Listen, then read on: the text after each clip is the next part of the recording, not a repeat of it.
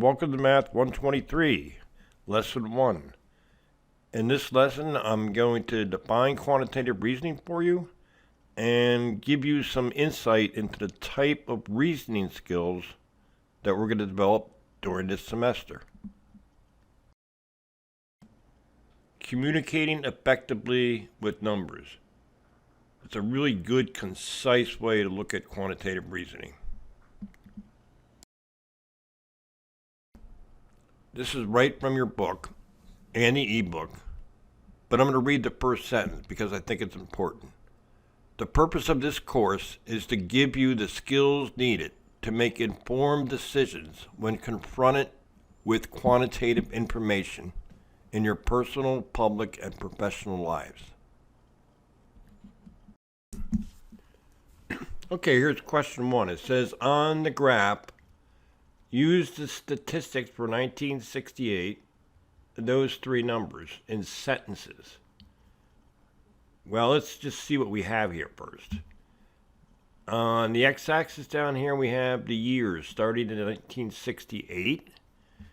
And over here, we have the mortality rate per 100,000 people.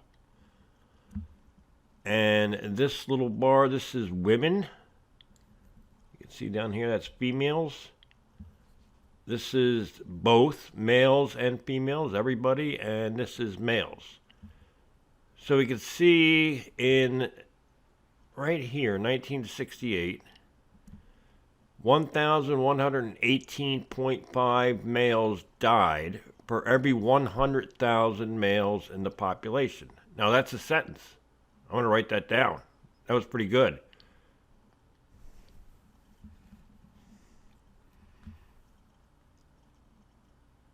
And for this one here, that's everybody. So out of 100,000 in the population, for every 100,000 in the population, 967.3 people died in the year 1968. And for the third one, here's the third sentence. This is for women. In 1968, 823.7 women died for every 100,000 women in the population. And I'll write those down. So there are the sentences using those three different numbers. And they're down there in red. But they don't have to be exactly like that. But you want to convey the information that you were given effectively, and that's a reasonably effective way of communicating. But let's take a deeper look at this graph. Let's take a little deeper dive into that article, into that graph that we just went over. And that graph is from the article, How Americans Die. And there's the graph that we just looked at and found three sentences for, and we had those numbers there, the year 1968, match up to our numbers. Now, this can tell you a lot looking at a graph like this. For instance, why were men dying at such a higher rate than women from 1968 all the way to around 1995? Well, up here, there's probably three good reasons. One, men worked in more dangerous jobs, and they were dangerous. Two, men smoked more than women, by a lot. And three, the Vietnam War was going on. Now, all the rates started dropping until here, where the actual mortality rates rose for both men and for women. The numbers go up, that meant 976.5 per 100,000 men died. And down here, that would be 775 or 785 women per every 100,000 women died, 785 deaths. What happened in the early 80s that would make you suspicious of why that might have occurred? Well, if you guessed the AIDS crisis, then you were probably correct. That's when the AIDS was rampant in the country. Now, healthcare has really improved in the last 20, 25 years, but yet the death rates have kind of leveled off. They haven't really decreased. The mortality rate per 100,000 hasn't really decreased much. Now, why do you think that is? Well, let's go to the next slide.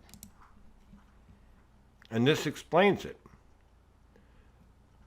The bottom line, the lighter blue here, the grayish blue, is people over 75, and they've been increasing. They were 3.75% of the population in 1970, and they're 6% of the population in 2010.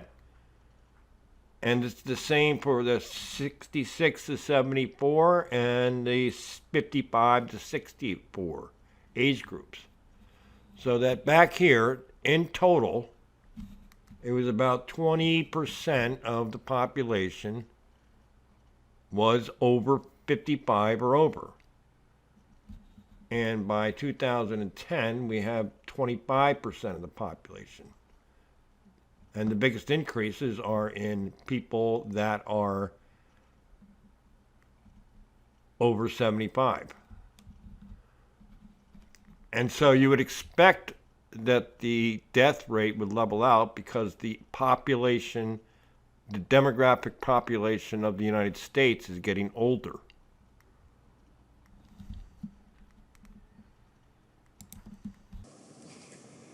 So they're saying that the overall rate, which is this one, because it's overall men and women, fell by about 17% from 1968 to 2010, or from 967.3, which would be there, to 799.5, which is there. So they want us to verify this and quantify the change for the rates for men and women in similar fashion. So I'm going to put the numbers up and go through it for you.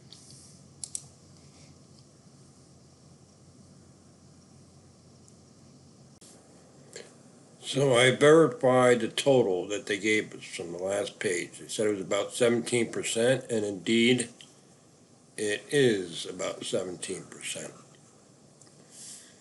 So how did I do that? Well, basically I'm ignoring the per 100,000 because it's all the same. So it won't affect the actual percentage decrease. So a percentage decrease is the change, which for men, the change would be, it went from 118.5, and the change means subtract, that's 1118.5. Whoops. Minus 812. Divided by the original, which is 1118.5. And then multiply by 100 to make it a percentage. And when you put that in your calculator, you should get 27.4%.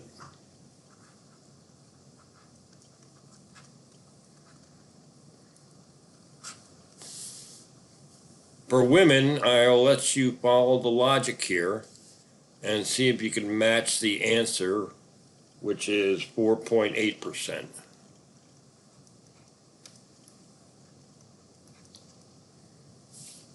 So you can actually see if you can follow the logic. This is a percent change.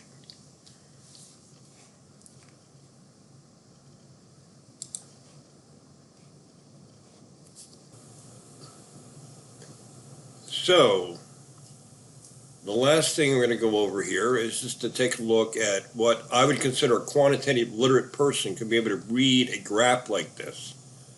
What this graph is, it's exploring forecasts for 2020 for the world's economies, based on the fact that the impact of what the impact of the coronavirus is going to do to the world economies. So the circle size indicates the value of economies in 2019. So the bigger the circle size, the bigger the economy was in 2019. See, the United States is down here with 21.4. That T is trillion. So in 2019, the U.S. economy produced $21.4 trillion in goods and services. The gross domestic product, that's what they're looking at. And so this line here shows the difference between an economy that are going to be shrinking or contracting. So these economies over here are going to be contracting, and these economies here are going to be growing. All right? And over here is the percentage point change to 2020. So even though, how could China be -3% or -4% when it says it's growing? Well, what that means is that China's economy is going from like a positive 6% growth in 2019 down to maybe a positive 2% growth in 2020. So it's still going to grow, but it's going to grow by 3 percentage points less than it did the year before.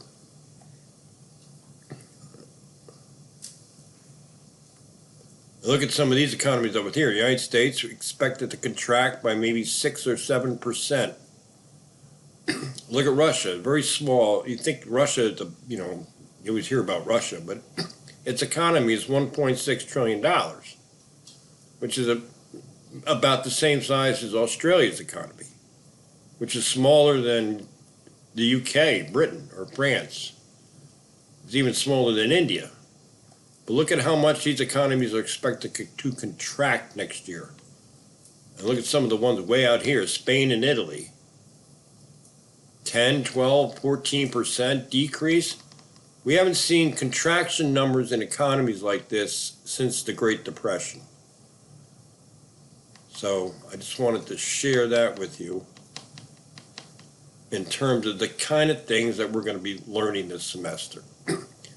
It's a complicated chart, complicated graph, but it's a lot of information in it. And, well, I hope you enjoyed this little segment there.